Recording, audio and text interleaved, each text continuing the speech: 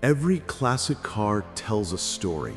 Some stories are written in steel and chrome, others are told in leather, stitching, and the feel of fabric beneath your fingertips. This is the art of classic upholstery, where craftsmanship, tradition, and design meet to create something far beyond function. Unlike modern interiors, where machines shape and stitch with uniform precision, classic upholstery is about the human hand. Every cut of leather, every seam, every pleat carries the signature of the artisan who made it. Originality matters.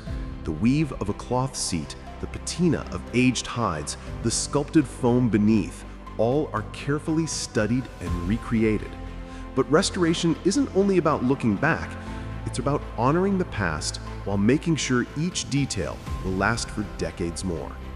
Step inside a well-restored classic and you feel it instantly.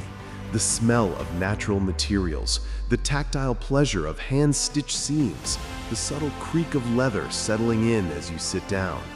These details transform driving into an experience, not just of motion, but of memory. In a world that moves fast, classic upholstery slows us down.